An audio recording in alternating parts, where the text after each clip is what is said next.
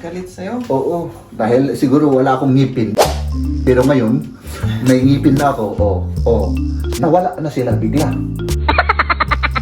Dahil ngayon ay panahon ng eleksyon. Oo. At ako ay boboto. Pinaglaban ng mga tao noon para lang makaboto sila. Vote buying na naghihintay doon sa labas ng eskwelahan. Baka mabahuan daw siya dahil mabaho ako. Matibay yan, matibay. Matibay ako. At saka, hindi lang matibay, makapal. Relax ka lang. Ganun talaga ako. Oo, lagi kitang inuuto. Kaya, di ba? Araw-araw din na humihingi ako ng patawad sa iyo. Mahalin din yan. Oh. Grabe naman to. May mas matakaw pala kaysa sa akin. Good morning mga kaibigan. Good morning. No, dito tayo sa labas. No? At tignan nyo naman yung napakagandang morning. No? Napakagandang morning. Pero ang lamig-lamig. At syempre ngayon mga kaibigan ay may papakita ko sa inyo. Dito. Parang mas maganda ito. Kita niyo yung mga tarpaulin ba ang tawag dyan? Tarpaulin o kaya placard, no? Tapos dito pa. Meron pa dito eh. Pero hindi siya marami. Hindi kagaya sa atin. Ayan mga tarpaulin, mga placard. Oo. Doon din. Oo. Pero hindi masyadong marami kagaya sa atin mga kaibigan. Dahil ngayon ay panahon ng eleksyon. Oo. At ako ay boboto. Ako ay isang botante dito mga kaibigan at magboboto tayo. Eleksyon ng ngayon? Anong tawag doon? Good morning, mahal. Good morning. Si Leon, nagme-merienda at si Mrs. Eleksyon ng ngayon? Mayor at saka council. Mga councilor, oo. Magboboto tayo. So, umpisan na natin ito, mahal. Nagluto na ako ng rice. Ay, naku, ang bait-bait mo talaga. Ay, naku. At syempre, ano pa yung lulutuin natin? Ang manok natin, na tinola. Oo. Samahan niyo ako mamaya, magboto tayo. Magtinola tayo. Ako na, bahala dito. I-prepare ko lang yung mga kailangan. I-prepare mo lang yung mga kailangan. Ako rin, syempre, tulungan kita para... Yung malaking kaldero. Oo, yan. Oo. Baka mabash ako na naman eh. Yun ang iniiwasan ko ngayon, mahal. Kailangan maging mabait ako ngayon. Siyempre, i-bash ako. Yung iba naman, maganda yung mga sinasabi nila. Talagang ina-advisean ako. Ina-advisean? Oo. Ano ang advice nila? Sabi nila, wag yung poros kalokohan, ganun. Wag yung poros katangahan, tagaguhan. Yung iba, dinidelete ko na lang yung mga below the belt na mga messages nila. May ganun pa ba? Meron at meron mga galit sa akin. Galit sa'yo? Oo, dahil siguro wala akong ngipin. Pero ngayon, may ngipin na ako. Nawala na sila bigla.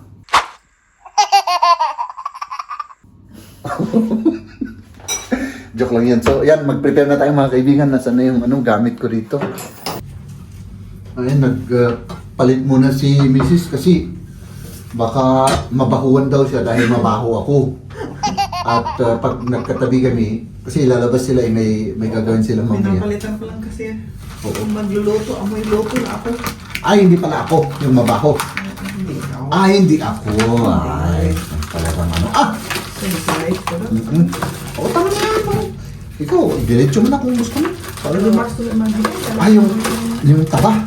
Oo. Yung taba ng manok, medyo natin para medyo igisa-gisa na natin. Siyempre, hugasan muna natin mga kaibigan.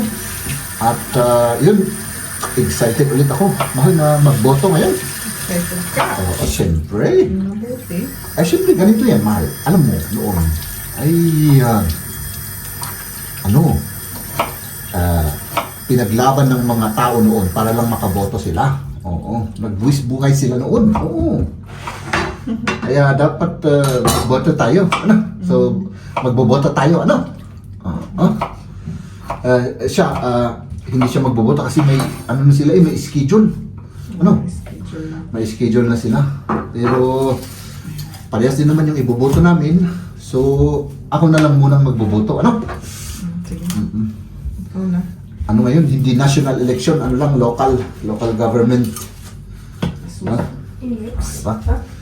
Tapos syempre, ano tayo mga kaibigan? Isa-isa tayo ng pagkain para ano? Para ano bang sinasabi ko? Parang walang sense yung mga sinasabi ko. Ano natin ito para diretso na. Ano? Bigyan mo ako ng dyan, mahal. Bigyan mo ng plato. Tapos tutuin na natin to. Tapos kumain na tayo. Para gumanda-ganda naman yung araw natin. Ano?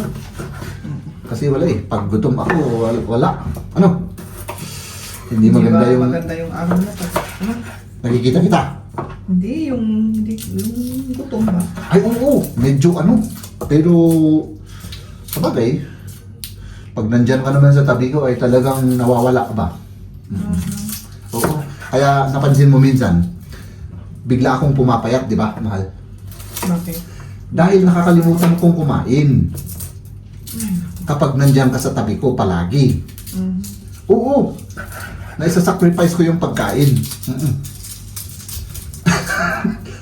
Sorry. Oo naman. Tama naman. Oo. Kaya ako pumapayat. Dahil sa kaiisip sa'yo. Oh, laging good mood ako. Hindi na ako nagugutom. Ganun. Oh. Di ba? Hindi ka naman pumapayat. Tumataba. Tumataba. Ay, ano rin yun. Hindi mo ako ano. Hindi mahal. May ano rin dyan, may rason din dyan. Pwedeng i-explain ko yan scientifically. Oh. Oo! Hindi ka yung nagawa mo. Oo. Hindi ko kailangan mga scientific na yan. Mahal, pagbigyan mo naman ako. Sinungaling ka. O, sinungaling daw ako. Wala na, delegates na. Scientific, ano lang. Mahal naman. Siyempre, ano naman. Oh. Huwag mo akong uutuin. Mahal naman. Relax ka lang. Ganun talaga ako. Oo, lagi kitang inuuto. Kaya, di ba? Araw-araw din na humihingi ako ng patawad sa iyo. Sinungaling din yan. Oh. Ay, talagang naging sinungaling ako ngayon ah. Grabe ah. Lumabas na talaga yung katotohanan. Ano? Oo. Ay, naka. Mga kaibigan. Ay, nako, excited na ako dun, ha? Excited na ako sa ating pagkain na simple yung pagkain natin ngayon, mga kaibigan. Pero Hindi, mixed to feeling. masarap at masustansya. Masabaw siya. Oo. Diba? At saka walang masyadong taba. Ano? Ma. Tapos igisa rin natin to, ano? Medyo gano'n natin. Ayan. So, let's do this. Up! Igisa ko na to. Baka ma-over ano to. Misis naman ay may inaasikaso kasi kaya wala akong videographer muna. Isa-gisa lang naman to. Kain na tayo. Ay nako. It's nice. O may sabaw tayo. Masarap yung sabaw. Natikman ko na. Halika mo na. Yung asin. Medyo sobra ano. Kanina kaya linagyan ko ng tubig. Pero okay lang. Oh. Okay na yan, man. Parang naparami yung asin na linagay ko kanina eh. Walang anuman naman yan. Wala. So, ayan. Ay, nagbabata ako ng comment kanina, mahal. Meron nag-comment na, ito yung comment niya, oh. Oh, ayan. Nag-comment na, huwag ko daw pansinin yung mga basher na yan. Dahil, Tama naman yung sinasabi niya. oo, dahil sila daw ang maapektuhan, wala na silang papanoorin. Baka mag-ano ako, hindi na ako mag-vlog. Oo. May mga ganun. Hindi magbablog. Oo. Pero, hindi po, ano po tayo, huwag po kayong mag-alala. Matibay yan, matibay. Matibay ako. Oo. At saka, hindi lang matibay, makapal. Makapal ang mukha ko. So, ayan. Pero, nakakatuwa, di ba? May nagmo-motivate sa atin Oo. na mag-vlog tayo. Bawang. May gusto ko. Ha? Jetzt ist es. Sehr heiß, ja. Musst du gut pusten. Ich löffel. Ang matindi yung baho, mahal oh. Matindi ba yan? Hindi Ay, naman. salamat pala sa mga nagko-comment ha. Maraming salamat sa inyo. Samahan niyo kami kumain na yun. Kaya nyo ba? Matigas pa pala yung kohlrabi. Matagal. Pwede namang ikaw nakinin yan. Pwede mo raw yung... Tinanggal ko yung postito ko para ano, para makagat ko. Max to knoblauch. Pwede ba? Ang bakit ako? Masarap ka. Oh, goodness. Matagal na tayo hindi kumain ng tinor, ha? Hindi mas matagal na. Binabasa ko lang mga kaibigan tong ibinigay na papel sa akin kung saan ako magboboto ngayon. On the way na tayo, dito tayo. Dito yung school ang alam ko. Hindi pa ako nakapagboto. Doon sa, ano naman, kung saan kami nakatira noon, doon ako bumoto. Doon kami bumoto ni Maria. Pero ngayon, first time ko to, kaya hanapin muna natin kung saan, ano. Parang walang nakasulat Ay, dito siguro. Kasi dito naman pupunta yung mga tao. O yun, mag-ano rin siya. Boboto rin ito. May papel din. Dito ba? So, tingnan natin. Kasi halos walang isa lang. Yan lang. Pero may nagpaganito. Dito na lang tayo. Dito. Kasi parang close doon. Dito tayo. Oh, dito daw. Yung election room ba? Ang tawag doon sa Valraum. Under construction yung school na to So, tingnan natin.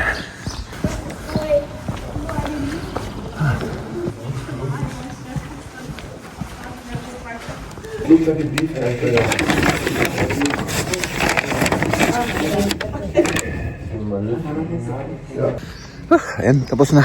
Tapos na yung ating pagboboto at tayo ay umuwi muna. No? Kasi natatay ako.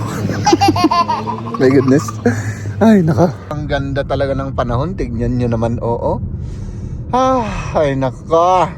So, ayan, kukuha lang ako ng kape mga kaibigan. Pagkatapos natin kumuha ng kape ay ikukwento ko yung naranasan ko kanina sa election, At yan, pagkatapos nun ay may pupuntahan ako mamaya. Si na misis naman ay syempre meron din silang kinasalubong ba? Ay naku, yung Tagalog na yan talaga nahihirapan ako mga kaibigan sa pagtatagalog. So yan mga kaibigan, parang medyo pumapagi ako. Pumapagi pala ako mga kaibigan sa may ganitong kulay. Ito ibigay ng aking dalagang anak. Salamat anak ha. Ito ay Christmas regalo ko noong last Christmas, no? At siyempre mga kaibigan yun, medyo malapit na ako sa aking pagbibilhan ng kape at yun, magkwentuhan lang tayo. Kasi parang para sa akin ay mahalaga yung aking ikukwento sa inyo. Hindi ako mambobola ako ng kaunti, pero meron din akong may sense na sasabihin, no? So let's do this. Daming tao mag-ano lang tayo mga kaibigan, mag-drive through na lang tayo. Dito tayo sa McDonald's. Grabe naman to, may mas matakaw pala kaysa sa akin. Ang daming binili. Bumibili pa. Siguro gutom na gutom ito. Kasi mag-isa lang Gutom na gutom ito siguro. Ako lang naman ay kape lang mga kaibigan. Para makatipid tayo. Tignan ko lang kung may pera ako. Kasi baka tawagin yung pulis kung wala akong pera. No? Meron tayong kaunti. Grabe Grabe talagang gutom na gutom talaga. Tayo na.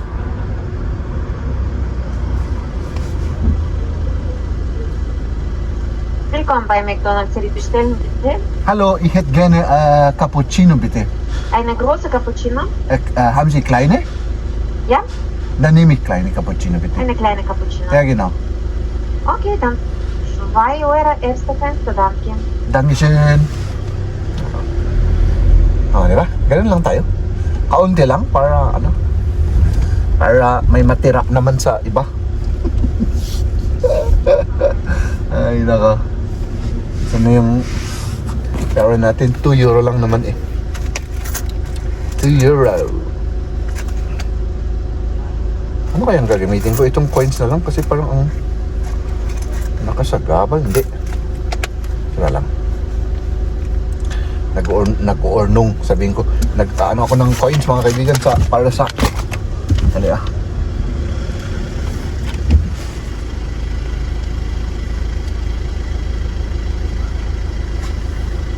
Nag-ipon ako ng coins para pangkape ko sa trabaho. Kasi minsan wala akong coins.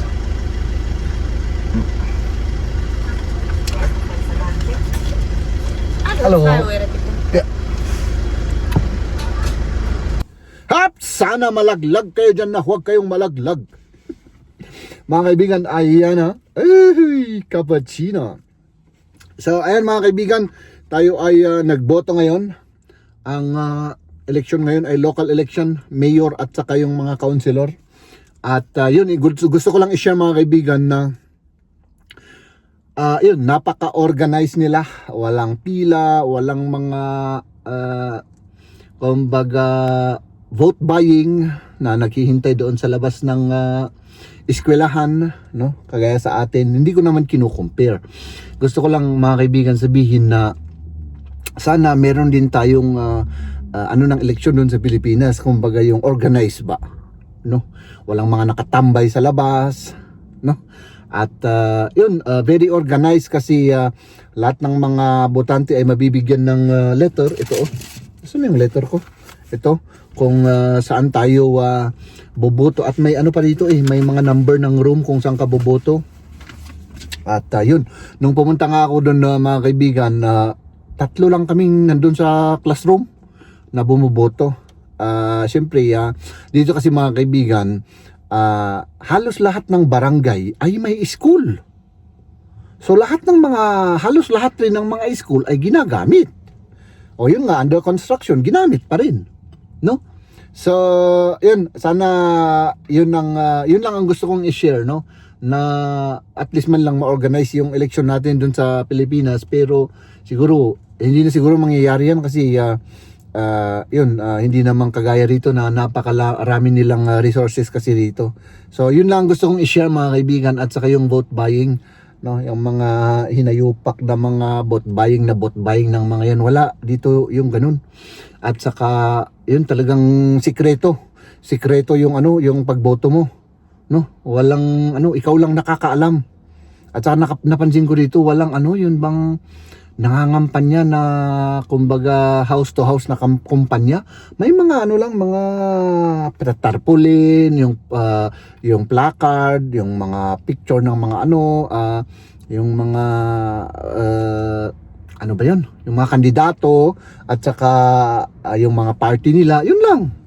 Tapos malinis yung kalsada, walang naglilibot na nagbibigay, nag-aabot ng mga pera, walang ganun, bawal. Oo. So, yun lang. Tapos yun, nabigyan kami ng napakalaking ganitong papel.